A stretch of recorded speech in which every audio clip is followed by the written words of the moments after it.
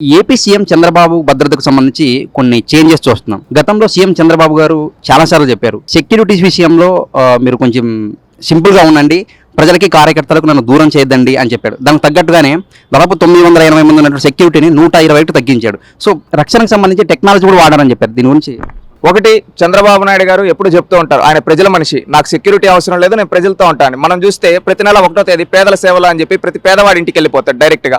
గతంలో ఏంటంటే జగన్మోహన్ రెడ్డి పరదాలు కట్టుకోండేది, చుట్టూ ఏంటంటే అది ఇనప కంచెలు పెట్టుకోండేది. తన ఇంటి చుట్టూ కూడా ఇప్పుడు మనం తాడేపల్లి ప్యాలెస్కి వెళ్తే తాడేపల్లి దగ్గర ఆ ఇంటి చుట్టూ పక్కన అపార్ట్మెంట్స్లోకి వెళ్ళేదానికి కూడా వాళ్ళు ఒక రౌండ్ వేసుకొని పోవాలి. ఆ విధంగా తాను ముఖ్యమంత్రిగా ఉండేటప్పుడు కంచెలు కట్టుకొని ఆ చుట్టూ కట్టుకొని ఒక పిరికి పందలాగా జగన్మోహన్ రెడ్డి భయంతో తన అధికార బలాన్ని ఉపయోగించి సెక్యూరిటీని పెట్టుకోండేవాడు. కానీ చంద్రబాబు నాయుడు గారు ఈరోజు ఒకటే చెప్తూ ఉన్నారు, నాకు సెక్యూరిటీ అవసరం లేదు, ప్రజలే నా సెక్యూరిటీ, నేను ప్రజల మనిషిని, వాళ్ళు నన్ను గెలిపించారు, నేను వాళ్ళకి అందుబాటులో ఉండాలి, వాళ్ళకి అందుబాటులో వాళ్ళకి దగ్గరగా ఉంటా, మీరు సెక్యూరిటీ రూపంలో ఎవరిని ఇబ్బంది పెట్టద్దండి అని చెప్పి దానికి తగ్గట్టుగానే ఆయనకున్న సెక్యూరిటీని కూడా తగ్గించుకున్నారు.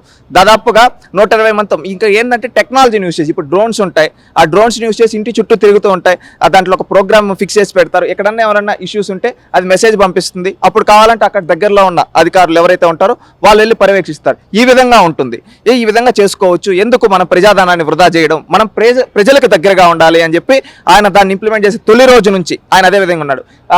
ముఖ్యమంత్రిగా ప్రమాణ స్వీకారం చేసిన కొత్తలో బాబు గారు వెళ్తా ఉంటే పరదాలు కట్టుంటే ఆయన ఒకే మాట చెప్పాడు, ఈ పరదాలన్నీ తీసేయండి, మీరు ఇంకా పాత వాసనలు పోనట్టున్నాయి, తీసేయండి, నాకు సెక్యూరిటీ మినిమం బేసిక్ లెవెల్, నాకు జెడ్ప్లస్కి ఎంతవరకు ఉందో అంతవరకు చాలు, మీరు అతి చేయొద్దండి అని చెప్పారు. రీసెంట్గా చూస్తే పోలవరం టూర్కి వెళ్ళినప్పుడు అక్కడ కొంతమంది అధికారులు అతి ఉత్సాహం చూపించి పక్క జిల్లాల నుంచి కూడా సెక్యూరిటీని తీసుకొని వచ్చారు. పక్క జిల్లాల నుంచి కూడా సెక్యూరిటీని తీసుకొని వాళ్ళు గంటల తరబడి నిలబడుతుంటే ఆ రోజు చంద్రబాబు నాయుడు గారు ఒకటే చెప్పారు, నా కోసం పక్క జిల్లాల నుంచి తీసుకొని రావడం అవసరం లేదు, ఏదన్నా ఇంపార్టెంట్ ఏజెన్సీ లాంటి ప్రాంతాలు అయితే అవసరమే, కానీ ఇలాంటి దగ్గర నార్మల్గా ప్రతిదానికి పోలీసుల్ని ఎవరిని ఇబ్బంది పెట్టద్దండి అని చంద్రబాబు నాయుడు గారు క్లియర్ కట్గా చెప్పడం జరిగింది. అంటే ఇక్కడ ఒకటి, ప్రజాధనాన్ని వృధా చేయటం లేదు, ఇంకొకటి ప్రజలకు దగ్గరగా ఉన్నారు. మీరు చూస్తే చంద్రబాబు నాయుడు గారు ప్రతి శనివారం పార్టీ ఆఫీసులో కార్యకర్తలకు అందుబాటులో ఉన్నారు, ప్రజావేదిక ద్వారా అర్జీలు స్వీకరించి దానికి పరిష్కారం చూపిస్తూ ఉన్నారు. అదేవిధంగా రెండో దగ్గర చూస్తే చంద్రబాబు నాయుడు గారు మనం ఎక్కడన్నా ప్రతి నెల 1వ తేదీ పేదల సేవలు అని ఆ ప్రోగ్రాంకి వెళ్ళిపోతారు, ఏదన్నా ఉచిత గ్యాస్ కావచ్చు, అదే రెవెన్యూ సదస్సులు కావచ్చు, మొన్న చూస్తే రైతులకి మనం 24 గంటలు డబ్బులు వేస్తూ ఉన్నామని చెప్పి చెప్తూ ఉన్నాం, దానికి కావచ్చు సర్ప్రైజ్ విజిట్స్ కావచ్చు, ఇవన్నీ చేస్తూ ఉన్నారు. వీటన్నిటి దగ్గర నాకు సెక్యూరిటీ బేసిక్ లెవెల్ ఎంత ఉందో అంత చాలు, మీరు ఎక్కువ చేయొద్దండి. ఎందుకంటే ఇప్పుడు ఒక సెక్యూరిటీ వస్తే అక్కడి నుంచి సీఎం మీటింగ్ అంటే వాళ్ళు ఎక్కడి నుంచో తెప్పించి వాళ్ళ గంటలు దానికి తగ్గట్టుగా జనాలను అక్కడికక్కడ నిలబెట్టేసి అందరికీ ఎందుకు డిస్టర్బెన్స్, మనం ఏంది ముఖ్యమంత్రి అనే బాధ్యత ఏంది, ప్రజలు ఇచ్చింది, ప్రజలకి మన వల్ల ఇబ్బంది కలగకూడదు, మనం అందరికీ వీలైనంత వరకు సెక్యూరిటీని కుదించండి అని చెప్పి చెప్పడం జరిగింది. ఇది ఒక మంచి ఆలోచన, మంచి నిర్ణయం కూడా. ఎందుకంటే ఇప్పుడు ఎక్కడైనా వెళ్తూ ఉంటే ముఖ్యమంత్రి వస్తున్నాడు రా అని చెప్పి 1-2 గంటలు ఆపేస్తూ ఉంటారు, అలాంటివి ఉండవని చెప్పి నేను భావిస్తూ ఉన్నాను. గతంలో లాగా ఇది చంద్రబాబు నాయుడు గారి యొక్క గొప్పతనానికి, అదేవిధంగా జగన్మోహన్ రెడ్డి మూర్ఖత్వం రెండు బయటపడ్డాయి దీంట్లో. సింపుల్ గవర్నెన్స్, ఎఫెక్టివ్ గవర్నెన్స్, దానికి తగ్గట్టుగానే ఈ కూటమి ప్రభుత్వం ముందుకెళ్తుంది అనుకోవచ్చా? తప్పకుండా, ఎందుకంటే సింపుల్సిటీగా ఉండాలి. మనం ఏంటంటే చంద్రబాబు నాయుడు గారు తొలి రోజు నుంచి చెప్పేది అదే, మనకు పెద్ద పెద్ద మీటింగ్లు అవసరం లేదు, మనం ఒక చిన్న మీటింగ్ పెట్టుకున్నాం, ఆ ఊర్లో వాళ్ళతో కూర్చున్నాం, వాళ్ళతో మాట్లాడదాం, షేర్ చేసుకున్నాం ఐడియాస్, మనం ఏం చేద్దాం, ప్రతి ఒక్కరు ఎమ్మెల్యేలు కావచ్చు, ఎంపీలు కావచ్చు, మంత్రులు కావచ్చు, అందరూ సింపుల్గా ఉండండి, సింపుల్గా ఉండి ఎఫెక్టివ్గా గవర్నెన్స్ ఇద్దామని చెప్పి చెప్తూ ఉన్నారు. ఎందుకంటే మీరు వెళ్తా ఉన్నారంటే ప్రోటోకాల్ ఇవేమీ వద్దు మనకు, ఎందుకంటే ప్రజలు ఇచ్చిన అధికారంలో మనం ప్రజలకి వాళ్ళ కోసం మనం పనిచేయాలి, అంతేగాని వాళ్ళని ఇబ్బందులు పెట్టే విధంగా కాదు అని చెప్పి ఈరోజు చంద్రబాబు నాయుడు గారు చెబుతూ ఆయన ఆచరిస్తూ ప్రతి ఒక్కరికి ఆచరించమని చెప్పి మంత్రులకి ఎమ్మెల్యేలకి చెప్తూ ఉన్నారు. ఆ విధంగా ఏంటంటే ప్రతి ఒక్కరు ప్రజలకి దగ్గరగా అందుబాటులో ఉండేదానికి అవకాశం ఉంటుంది. ఖచ్చితంగా వీళ్ళంతా ఒక గొప్ప నాయకులుగా ప్రూవ్ అవుతారు. ఎమ్మెల్యేలు వీళ్ళు కూడా చంద్రబాబు నాయుడు గారు చెప్పినట్టు చేస్తే వాళ్ళు ప్రజలకు అందుబాటులో ఉంటారు, ప్రజలు మనల్ని పొందుతారు. ఏంటంటే వాళ్ళు కూడా ఏదైనా సమస్య చెప్పుకుంటారు. ఇప్పుడు సెక్యూరిటీ ఉండడం వల్ల ఏంటంటే కొంతమంది భయపడుతుంటారు, సెక్యూరిటీ ఉన్నారు కానీ ఇప్పుడు అదే సెక్యూరిటీ తక్కువగా ఉన్నారనుకో, ఎవరన్నా ఉన్న సమస్యని ఎత్తుకొని పోయి అడ్రస్ చేస్తారు, ఈ సమస్య ఉంది మేము అడ్రస్ చేస్తూ ఉన్నామని చెప్పి.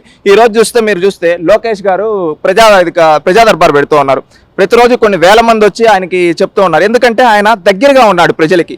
ఈరోజు చంద్రబాబు నాయుడు గారి దగ్గరికి కూడా ఎవరన్నా, ఆయన నిన్న చూశాను రెవెన్యూ సదస్సులు మీటింగ్లో ఒక మహిళ వచ్చి చిన్న పిల్లవాడిని తీసుకొని వచ్చి మాకు ఈ సమస్య ఉందండి, ఈ విధంగా మీరు కాస్త చూడండి అని చెప్తే చంద్రబాబు నాయుడు గారు అప్పటికప్పుడే దానిపై ఆయన సిఫారసు చేశాడు. 24 గంటల ఆ సమస్యకు పరిష్కారం చూపబడింది. అదేవిధంగా మీరు చూస్తే గతంలో కోనసీమకి వెళ్ళినప్పుడు పేదల సేవలో పెన్షన్ కార్యక్రమానికి అప్పుడు ఒక వికలాంగుడు వచ్చి నాకు ఈ విధంగా ఆటో ఈ విధంగా కావాలంటే సైకిల్ కావాలంటే అప్పటికప్పుడు చంద్రబాబు నాయుడు గారు అతనికి అప్రూవ్ చేసి ఈ విధంగా ఇవ్వడం జరిగింది. మనం చూస్తూ ఉంటే ప్రతి నెల చంద్రబాబు నాయుడు గారు బయటికి వెళ్ళిన ప్రతి సమయంలో ఎంతో మంది వస్తూ ఉన్నారు, డైరెక్ట్గా చెప్పుకుంటూ ఉన్నారు. ఎందుకంటే ఆయన దగ్గరగా ఉన్నాడు ప్రజలకి. ఈ విధంగా ప్రజలకు దగ్గరగా ఉంటే ఎవరైనా కానీ ప్రజా సమస్యలు చెప్తారు. నాయకుడు అంటే ఏంటంటే ఒక ధైర్యం ఉంటుంది. ఎందుకంటే ఇప్పుడు రాజకీయ నాయకుడు అంటే ఒక ధైర్యం ఇవ్వాలి, ఒక భరోసా ఇవ్వాలి. ఆ భరోసా అనేది ఈరోజు చంద్రబాబు నాయుడు గారు ఖచ్చితంగా ఆంధ్రప్రదేశ్ రాష్ట్రంలో ఉండే ప్రతి ఒక్క ప్రజలకు ఇస్తూ ఉన్నారు. ఆయన ఇంకొకటి కూడా చెప్పడం జరిగింది. మనం చూస్తే మొన్న అగ్రికల్చర్ దీనికి సంబంధించి ప్యాడీ ప్రొక్యూర్మెంట్కి వెళ్ళినప్పుడు ఎక్కడన్నా స్మగ్లింగ్ అనేది కనిపిస్తే ఆ రోజే లాస్ట్ డే అని చెప్పి ఎంత డేరింగ్గా చెప్పాడు. ఏంటంటే మళ్ళీ ఇంకొకటి కూడా చెప్పారు, ఎక్కడన్నా రోడ్లలో గుంతలు కనిపిస్తే ఎవరిని వదిలేది లేదు, ఎక్కడన్నా సమస్యల పరిష్కారం కాకపోతే వదిలే ప్రసక్తే లేదు, ఉచిత ఇసుక ఎవరన్నా అడ్డుకుంటే ఖబర్దార్ అని చెప్పి ఒక ముఖ్యమంత్రి స్థాయిలో ఆయన డైరెక్ట్గా హెచ్చరించాడు.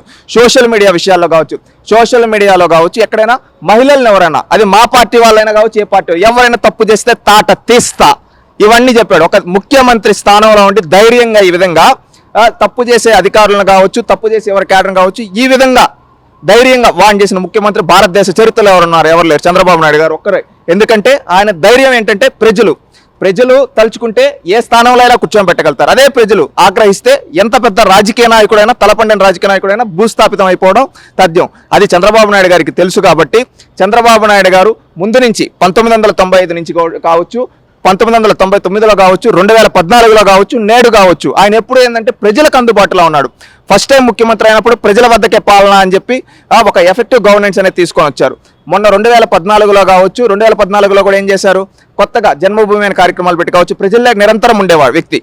ఎప్పుడు ఎక్కడికి వచ్చినా కానీ అర్జీలు తీసుకొని వాళ్ళందరికీ అందుబాటులో ఉండే. ఇప్పుడు కూడా ఏంటంటే ఇంకా అప్డేటెడ్ అయ్యి ఇంకా దగ్గరగా ఉండాలి అనే విధంగా ఈరోజు ఓపెన్ ఆన్లైన్ పోర్టల్స్ పెట్టడం కావచ్చు, టెక్నాలజీని యూజ్ చేసుకుంటూ ఈ విధంగా చంద్రబాబు నాయుడు గారు చేస్తూ ఉన్నారు. చంద్రబాబు నాయుడు గారు ఒకటే మాట, ఎఫెక్టివ్ గవర్నెన్స్ అందించాలి, మనం సింపుల్గా ఉండాలి, ఈ విధంగా ప్రజలందరికీ మనకు అధికారం ఇచ్చిన ప్రజలకి మనం మంచి చేయాలి అనే ఉద్దేశంతో ఈరోజు చంద్రబాబు నాయుడు గారు పనిచేస్తున్నారు. దానికి తగ్గట్టుగానే పేదల సేవల కార్యక్రమాల్లో అది పెన్షన్ కార్యక్రమం కావచ్చు, దీపం పథకం కావచ్చు, అదేవిధంగా మీరు చూసుకుంటే ప్యాడీ ప్రొక్యూర్మెంట్ కావచ్చు, రెవెన్యూ సదస్సులు కావచ్చు, ప్రతి ఒక్క కార్యక్రమంలో నాయకులందరినీ ప్రజల వద్దకు పంపించి ప్రజారంజక పాలన అందిస్తూ ఉన్నాడు. ఖచ్చితంగా చంద్రబాబు నాయుడు గారి నాయకత్వంలో ఆంధ్రప్రదేశ్ రాష్ట్రం ఖచ్చితంగా రానున్న 5 ఏళ్లలో మొదటి స్థానంలో ఉంటుంది భారతదేశంలో. అదేవిధంగా ఏంటంటే గతంలో కొంతమంది రాక్షసులు, ఎవరైతే జగన్మోహన్ రెడ్డి లాంటి రాక్షసులు 980 మందిని సెక్యూరిటీ పెట్టుకోవచ్చు. గతంలో జగన్మోహన్ రెడ్డి అడ్డొచ్చినోడు ప్రశ్నించినోడి పైన కేసులు పెట్టి వేధించుండొచ్చు.